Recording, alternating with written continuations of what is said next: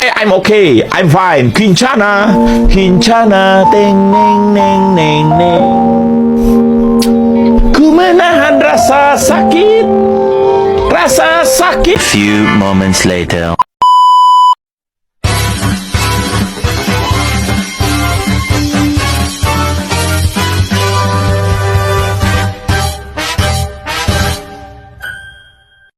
Baik, Assalamualaikum warahmatullahi wabarakatuh.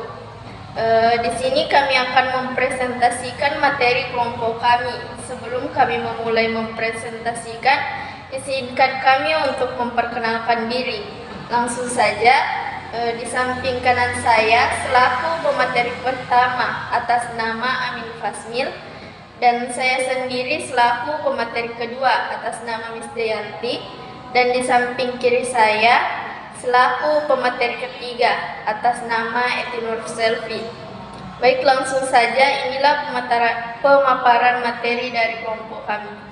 Baik, terima kasih atas kesempatan yang diberikan. Saya selaku pemateri pertama akan menjelaskan mengenai penegakan kasus dalam kasus terorisme. Teroris atau pelaku dan terorisme atau aksi berasal dari bahasa Latin yaitu tuterere, membuat gemetar atau menggetarkan. Sebenarnya kata terorisme merupakan sebuah konsep yang mempunyai makna yang sangat sensitif karena terorisme menyebabkan terjadinya kematian terhadap orang yang tidak bersalah. Kemudian kejahatan terorisme merupakan salah satu contoh kejahatan yang bersifat lintas batas teritorial karena tindakannya memiliki dampak terhadap lebih dari satu negara dan sarana dan prasarana serta metode-metode yang dipergunakan melampaui batas teritorial suatu negara. Kemudian kasus Hambali merupakan salah satu kejahatan tertentu yang bersifat lintas batas teritorial karena kejahatan yang dilakukan oleh Hambali melibatkan lebih dari dua negara yaitu negara Amerika Serikat, Indonesia, Malaysia, Filipina, Singapura, dan Thailand yang mengancam negara-negara tersebut. Jadi menurut pasal 1 angka 5 KUHP, penyelidikan adalah tindakan atas nama hukum untuk melakukan penelitian apakah perkara dimaksud benar-benar merupakan peristiwa pelanggaran tindak pidana atau bukan pelanggaran tindak pidana. Upaya itu adalah upaya untuk mengidentifikasi apakah sebuah peristiwa tindak pidana atau bukan. Penyelidikan dalam kasus terorisme berarti serangkaian tindakan mencari dan menemukan suatu keadaan atau peristiwa yang berhubungan dengan terorisme atau yang diduga sebagai aksi terorisme. Pencarian dan usaha menemukan peristiwa yang diduga sebagai terorisme. Salah satu ketentuan khusus dalam Undang-Undang Tindak Pidana Terorisme dalam masalah penyelidikan adalah dengan melibatkan lembaga non-judisial yakni penggunaan laporan intelijen dalam memperoleh bukti permulaan yang cukup untuk menetapkan seseorang jadi tersangka sehingga dapat dilakukan penangkapan, penahanan, penyadapan, penggeledahan, dan penyitaan. Jika dilihat dari rumusan pasal 26 ayat 4, maka laporan intelijen didudukkan sebagai bukti pokok. Artinya laporan intelijen dapat menjadi bukti untuk memperoleh bukti permulaan yang cukup tanpa dibutuhkan bukti lainnya sehingga dapat menjadi dasar dilakukannya penyelidikan. Pasal 1 butir 1 dan 2 merumuskan bahwa pengertian penyidik adalah pejabat Polri atau pegawai negeri yang diberi kewenangan khusus oleh undang-undang, sedangkan penyelidikan berarti serangkaian tindakan yang dilakukan oleh pejabat penyidik yang sesuai dengan cara yang diatur oleh undang-undang untuk mencari serta mengumpulkan bukti dan dengan bukti membuat dan menjadi terangnya tindak pidana yang terjadi sekaligus merumuskan tersangkanya atau pelaku. Baik, di sini saya selaku pemateri kedua akan melanjutkan pemaparan materi dari pemateri pertama. Dalam proses penyelidikan dan penyidikan tindak pidana terorisme, penyidik sering melakukan tindakan penyiksaan terhadap seseorang yang diduga sebagai pelaku teror.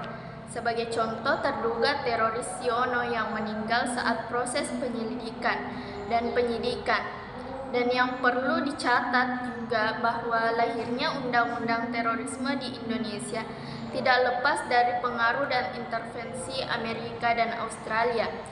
sehingga perlu mawas diri agar tidak ada agenda terselubung dalam proses penegakan hukum terhadap terduga dan tersangka teroris. Melihat proses penangkapan dan penyiksaan yang berujung pada kematian seorang terduga yang telah penulis sampaikan pada bab sebelumnya, seakan-akan penyiksaan sebagai suatu perilaku yang terintegrasi dalam sistem peradilan sidang di Indonesia, khususnya dalam proses penyelidikan dan penyidikan terhadap terduga atau tersangka terorisme. Pelanggaran hukum dalam kasus Siono sudah dilakukan penyidik dengan tidak adanya surat perintah penangkapan, penggeledahan, dan penyitaan. Jika merujuk pada aturan yang ada bahwa penangkapan, penahanan, penggeledahan, dan penyitaan harus berdasarkan perintah tertulis dari pejabat yang diberi wewenang oleh undang-undang dan hanya menurut cara yang diatur oleh undang-undang. Dalam pasal 18 ayat 1 Undang-Undang Nomor 8 Tahun 1981 tentang Kitab Undang-Undang Hukum Acara Pidana atau KUHP yang berbunyi, pelaksanaan tugas penangkapan dilakukan oleh petugas kepolisian negara Republik Indonesia dengan memperlihatkan surat tugas serta memberikan kepada tersangka surat perintah penangkapan yang mencantumkan identitas tersangka dan menyebutkan alasan penangkapan serta uraian singkat perkara kejahatan serta tempat ia diperiksa. Menurut Musakir, perlakuan aparat seperti ini tidak ada bedanya dengan tindakan premanisme. Disebut aparat karena saat melakukan suatu tindakan, apalagi penegakan hukum berpedoman pada aturan yang ada, sedangkan sebutan premanisme dilekatkan pada sebuah tindakan yang tidak memiliki aturan main yang jelas. Pelanggaran lain yang diperlihatkan oleh penyidik adalah terduga Siono ditangkap di masjid pada saat sholat maghrib. Penyidik memang diberi wewenang penuh oleh undang-undang untuk melakukan penangkapan terhadap seorang yang diduga melakukan tindak pidana terorisme. Di sisi yang lain, kewenangan itu juga dibatasi oleh aturan yang lain.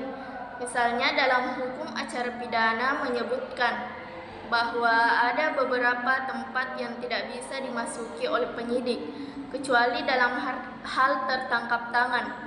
Pasal 35 Kitab Undang-Undang Hukum Acara Pidana atau KUHP yang berbunyi, yaitu ruangan di mana sedang berlangsung sidang Majelis Permusyawaratan Rakyat, Dewan Perwakilan Rakyat atau Dewan Perwakilan Rakyat Daerah, tempat di mana sedang berlangsung ibadah dan atau upacara keagamaan, ruang di mana sedang berlangsung sidang pengadilan. Baik, di sini saya selaku pemateri ketiga akan melanjutkan pemaparan materi dari pemateri kedua. Pada kasus Siono, selain pelanggaran administrasi, pelanggaran pidana juga dilakukan oleh penyelidik dan penyidik tindak pidana terorisme.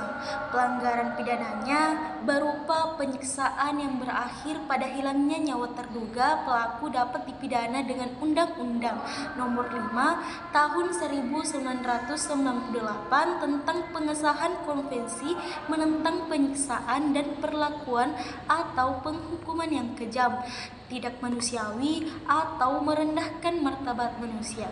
Selanjutnya, hak untuk bebas dari penyiksaan diatur secara langsung oleh konstitusi melalui perubahan kedua Undang-Undang Dasar 1945 berdasarkan pasal 28G ayat 2, yaitu setiap orang berhak untuk bebas dari penyiksaan atau perlakuan yang merendahkan derajat dan martabat manusia dan berhak untuk memperoleh suara politik dari negara lain. Berdasarkan kutipan wawancara dapat diketahui bahwa tersangka diperlakukan tanpa memandang hak asasinya sebagai manusia. Disinilah perlunya perlindungan hukum agar penyelidik dan penyidik yang melanggar ketentuan pasal 25 tersebut dapat dimintai pertanggungjawaban pidana sebagaimana bunyi pasal 25 ayat 8, yaitu setiap penyelidik dan juga penyidik yang melanggar ketentuan pasal sebagaimana yang dimaksud pada ayat 7, yaitu menjunjung tinggi hak asasi manusia, tidak menyiksa terduga dipidana sesuai ketentuan peraturan perundang-undangan. Perlu dicatat bahwa orang yang diduga melakukan tindak pidana masih berstatus terduga. Disinilah penting adanya perlindungan hukum terhadap seseorang yang baru diduga melakukan tindakan teror. Karena banyak kasus terjadi, informasi yang diperoleh dari intelijen tingkat akurasinya kurang bisa dipertanggungjawabkan secara hukum. Hal ini dibuktikan dengan penangkapan yang dilakukan terhadap terduga lalu ditahan selama berhari-hari lalu dilepas karena kurangnya bukti. Sungguh ironis, seorang yang terlanjur ditangkap dan ditahan yang tentunya tidak lepas dari berbagai penyiksaan lalu dilepas jarang disertai permintaan maaf dan kompensasi terhadap korban salah tangkap tersebut. Menurut Muzakir, konsekuensi logis dari proses penangkapan dan penyiksaan dan bahkan sampai pada extrajudicial killing adalah pertanggungjawaban pidana yang dibebankan pada penyelidik dan penyidik yang melakukan penyidikan, meminta pertanggungjawaban pidana terhadap Densus 88. Dan penyelidik dan penyidik perlu dilakukan mengingat sudah begitu banyak kasus terduga yang mengalami penyiksaan lalu dilepas atau bahkan ada yang disiksa sampai mati seperti yang dialami Siono di Klaten pada tahun 2016 silam dan Muhammad Jufri di Jawa Barat. Keduanya meregang nyawa sampai pada proses penyelidikan, artinya bisa jadi mereka tidak bersalah karena berpedoman pada asas praduga tak bersalah. Pasal 104 Undang-Undang Nomor 39 Tahun 1999 menyatakan bahwa pelanggaran hak asasi manusia berat ialah pembunuhan sewenang-wenang atau di luar putusan pengadilan atau extrajudicial killing, penyiksaan, penghilangan orang secara paksa.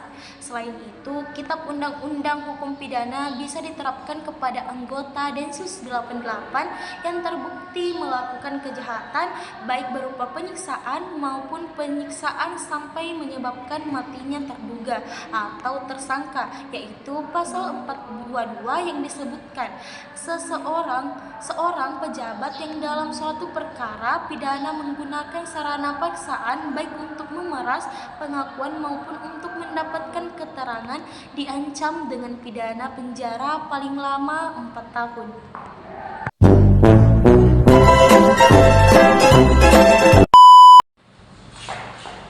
Dit, mau PDH tak? Iya, ada apa dah? Begitu Mi. Bagaimana begini? Mana bukan cucumu? Jangan mana mana bukan cucumu pas milpa. Cuma sama kira-kira. Mana pula? Selalu bertetang ngeliwatan rek udah tahu apa PDH. Tetap saya pas mil.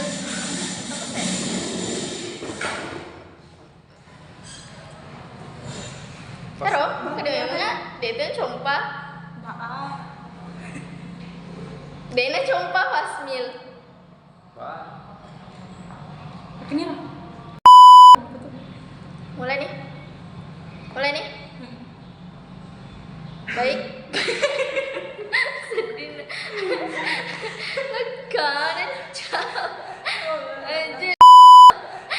Anjir dulu pas mil jangan coba. Ganjar. Ya Bu Prabowo. Ayo ya. Bismillah kita. Satu. Paano lo nih mulai di pejana. Baik, di sini saya selaku pemateri kedua akan melanjutkan Oh ya, mana ke pemaparan. Baik, di sini saya selaku pemateri kedua akan melanjutkan pemateri. Ulah dulu, mana ke pemateri.